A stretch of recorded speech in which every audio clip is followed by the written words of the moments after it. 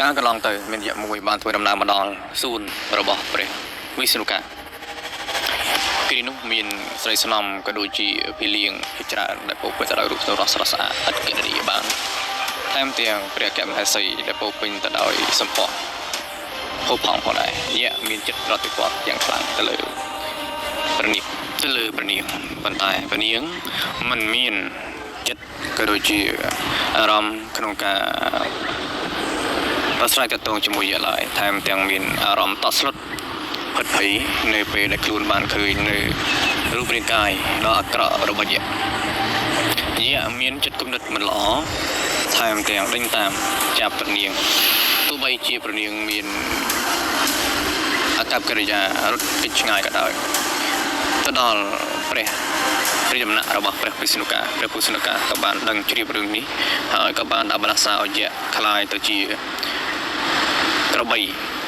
នឹងស្លាប់ដោយសារតែកូនរបស់ខ្លួនមានចិត្តស្លុតជាខ្លាំង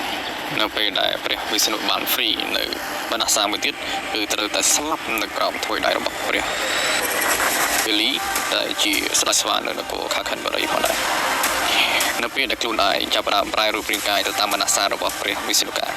ពេលនោះក៏ប្រមូលផ្ដុំនៅអំណាចឫទ្ធិបារមីជាខ្លាំងប៉ុន្តែអំណាចនេះមិនគ្របដណ្ដប់ទៅលើសិលធម៌សោះគឺគេកាប់សម្លាប់ទៅលើឈាមរបស់ខ្លួនឯងដែលជាប្រុស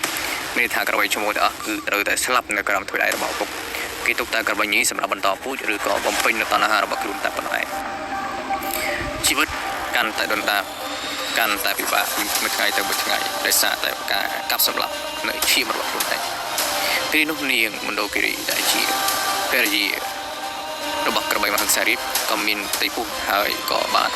រត់ចាក់ឆ្ងាយចេញពីហ្វូងរបស់ខ្លួនដើម្បីគេចចេញពីការប្រមាញ់និងកាប់សម្លាប់របស់ប្តីរបស់ខ្លួនឯងចំពោះកូននាងបានដឹងថាខ្លួនឯងមានបុត្រាហើយ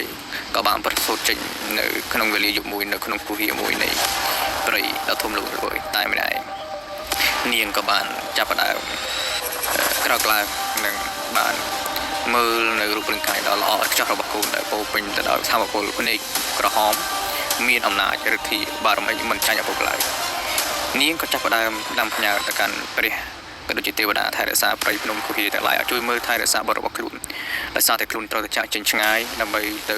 ហ្វូងវិញដើម្បីកុំឲ្យមានការសង្ស័យពីសំណាក់ស្វាមីរបស់ខ្លួនឯងនាងបានប្រហូរយំដោយសារតែចិត្តអាណិតទៅដល់បុត្ររបស់ខ្លួនឯងមិនដាច់អត់ឡើយពេលវេលាមិនចាំយូរទេវតាទាំងអស់បានចុះមកប្រសិទ្ធពរជ័យផ្ដល់នៅរទ្ធីអំណាចទៅកាន់ទូភីដែលជាបុត្ររបស់មហិង្សារាជឲ្យមានបារមីមានអំណាចបញ្ចូលនៅមន្តអាគមនៅស្នែងជើងខ្លួនទាំងឡាយដែលពោពេញទៅដោយអំណាចកម្លាំងខ្លាំងក្លាមានរទ្ធីបារមីឈ្នះអស់មេសត្រូវគេអាចវិវត្តបានគ្រប់សមរភូមិទាំងអស់នៅក្នុងកលៈទេសៈនេះទូភីអាចបរិភោគអាហារបានច្រើនហឹកទឹក7បឹងស្មើ7វាលនៅក្នុងមួយថ្ងៃហើយទេវតាទាំងអស់ក៏ចាប់ផ្ដើមតាមថែរក្សាទូភីរហូតរៀងទៅ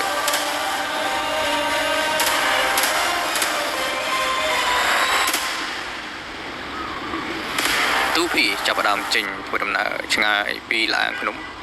ហើយក៏មកដល់ទីកន្លែងមួយដែលមាននៅរូបភាពការសប្បាយរីករាយពីមជ្ឈដ្ឋានជុំវិញដែលគេពុំដែលធ្លាប់បានឃើញនៅក្នុងគ្រានោះទូភីបានឃើញនៅដានជើងរបស់ពុករបស់ខ្លួនដែលគេបានវាស់ទំហំបាតជើងរបស់ពុកខ្លួនហើយនឹងគិតចង់ស្រមៃឲ្យខ្លួនឯងមានអំណាចមានទំហំធំដូចជាពុករបស់ខ្លួនការពេលវេលាកាន់តែកន្លងផុតទៅទូភីក៏មានទំហំពុនឪពុកមានអំណាចលើសឪពុកមានកម្លាំងខ្លាំងជាងឪពុកគេក៏ចាប់ផ្ដើមចេញទៅប្រយុទ្ធជាមួយនឹងឪពុករបស់ខ្លួនឯងនៅក្នុងមហាព្រៃដ៏ធំទូភីបានក្រហមវិវត្តបោលរត់បំមុខសម្រាប់ឪពុករបស់ខ្លួនភ្លាមដោយក្តីខាងក្រៅពេលនោះមហិង្សារាជក៏ចាប់ផ្ដើមដាច់ខ្យល់ស្លាប់បាត់ទៅទូភីក៏មានអំណាចជ្រៀតជ្រែកទៅលើបណ្ដាព្រៃទាំងឡាយដែលពុកគេធ្លាប់កាន់កាប់មិនយូរប៉ុន្មានទម្លាប់ទាំងឡាយក៏ចាប់ផ្ដើមវិលត្រឡប់មកវិញពោលគឺទម្លាប់ទាំងអស់ដែលពុករបស់គេបានធ្វើគឺគេធ្វើលើសពីឪពុករបស់គេទៀតគេថាគេដើរកាប់សម្លាប់ដើររកគូដែលមានអំណាចខ្លាំងក្លានៅក្នុងព្រៃហ្នឹងមកប្រយុទ្ធជាមួយគេទាំងអស់មិនលើកលែងសូម្បីតែព្រះដែលជាព្រះថែរក្សាទឹកក៏ជាថែរក្សាភ្នំអីជាដើម គេបានទៅវាបំបាច់ភ្នំដើម្បីហៅទេវតាភ្នំមកប្រកួតទេវតាទឹកមកប្រកួតប៉ុន្តែគ្មាននរណាអាចយកឈ្នះបានទេដោយសារតែអំណាចរបស់គេហើយគេក៏បាននឹកឃើញក៏ដូចជានឹកទៅដល់ព្រះវិស្ណុដែលគេគិតថាបើសិនជាគេវាយឈ្នះឬក៏ប្រកួតឈ្នះព្រះវិស្ណុទៅគេនឹងមានអំណាចខ្លាំងពេលនោះព្រះវិស្ណុអត់មានអីទេគាត់ថាព្រះអង្គមានបរិយាបន្ទូលថាឯងមកពេលនេះគឺទទួលបាន promotion ហើយគឺទទួលបានការបណ្ដាបណ្ដាសាបន្ថែមទៀតគឺទៅស្លាប់នៅក្រោមស្នាដៃរបស់ព្រះនារីឬក៏អវតាររបស់ព្រះនារីបណ្ដាអញ្ចឹងបណ្ដាសានោះក៏ចាប់ផ្ដើមមានប្រសិទ្ធភាពនៅពេលដែលព្រះអង្គបានលើកព្រះហស្ថហើយសច្ចាប្រណិធាន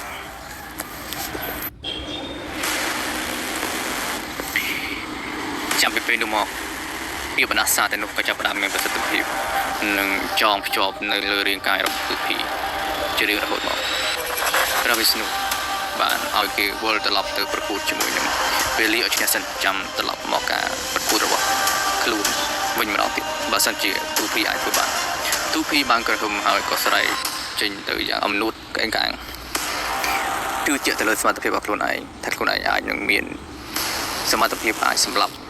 ពេលលីបានដោយមិនមានភាពស្ទើរទៅគ្រីនោះទូភីបានស្ទុះបោលយ៉ាងលឿនទៅកាន់នគរខាខិនបុរីដើម្បីចូលទៅកាន់ការប្រយុទ្ធរវាងខ្លួនជាមួយនឹងស្វាពេលនោះទូភីបានក៏លេចទៅឃើញនៅស្ដេចពីណូដែលពោពេញដោយអំណាចប៉ុន្តែពេលនោះហនុមានមិននៅទេហនុមានបានធ្វើដំណើរទៅកាន់ព្រៃភ្នំបាត់ហើយដើម្បីតាំងសិលពេលនោះការប្រយុទ្ធក៏ចាប់ផ្ដើមកាត់ឡើងទូភីបានការអាវុធពេលប្រហារកាត់សម្រាប់ប៉ុន្តែអ្នកទាំងពីរមិនមានអ្នកឈ្នះអ្នកចាញ់ទេដោយសារកម្លាំងប្រហាក់ប្រហែលគ្នាហើយមិនអាចរកនៅអ្នកឈ្នះចាញ់បានក៏ណាត់គ្នាទៅប្រកួតនៅគុហាមួយនៅពេលខាងមុខដល់រោងគុហាឬក៏ឡានគុហាដែលពួកគេបានរៀបចំនោះពេលលីបានផ្ដាំសង្កេតថាបើសិនជាឯងឃើញឈាមពណ៌ក្រហមឯងត្រូវតែបិទទ្វារបិទគប់មាត់ឡានដើម្បីកុំឲ្យក្របីឈ្មោះនេះចេញបានតែបើឯងឃើញឈាមពណ៌ខ្មៅចេញហើយឯងមិនបាច់បិទទេគឺបានថាបងឈ្នះហើយអញ្ចឹងនៅពេលនោះសុគ្រីពក៏បានចាំសម្ដីដែលបងបាននិយាយហើយក៏ចាប់ផ្ដើមធ្វើទៅតាមបណ្ដាំរងចាំនៅខាងក្រៅដោយបងរបស់ខ្លួនឯងចូលទៅក្នុងដើម្បីធ្វើការប្រយុទ្ធតទល់គ្នាជាមួយនឹងស្ដេចក្របីទូភីដ៏មានអំណាចនិយាយមិនទាន់ចប់បន្តពីមានបញ្ហា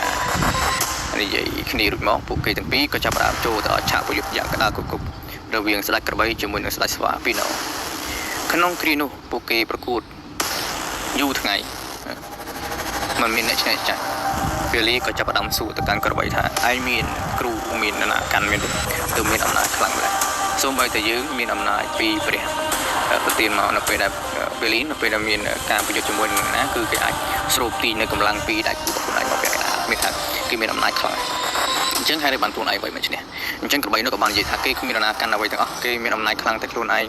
គេមានបារមីដោយសារតែខ្លួនឯងតែម្ដងអញ្ចឹងក្រោយពីស្ដាប់សម្លេងដឹងពីការអួតអំនួតរបស់ក្របីទូភីទេវតាទាំងឡាយក៏ចាប់ផ្ដើមធ្វើដំណើរចាក់ឆ្ងាយចេញពីរាងកាយចេញពីស្លែងដែលពោពេញទៅដោយធម្មពលនោះ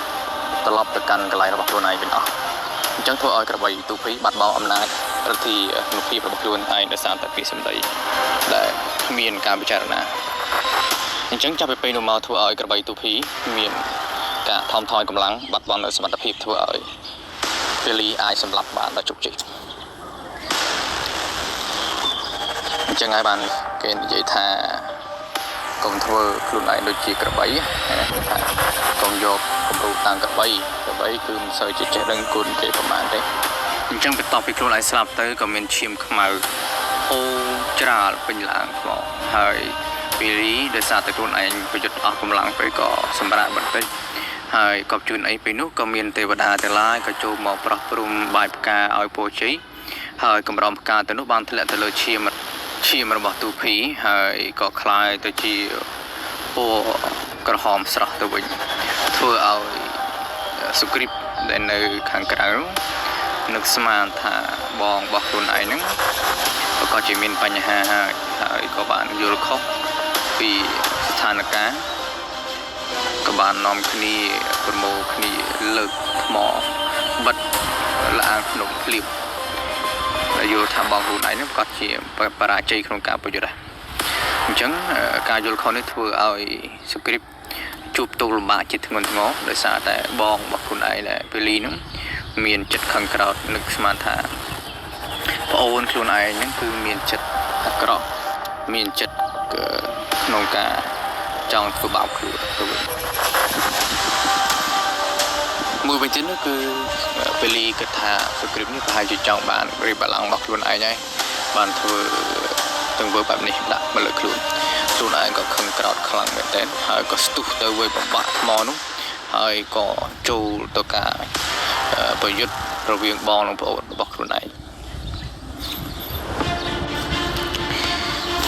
ហើយការប្រយុទ្ធរវាងពួកគេទាំងពីរនោះក៏មានសភាពខាងខ្លាំងមែនទែន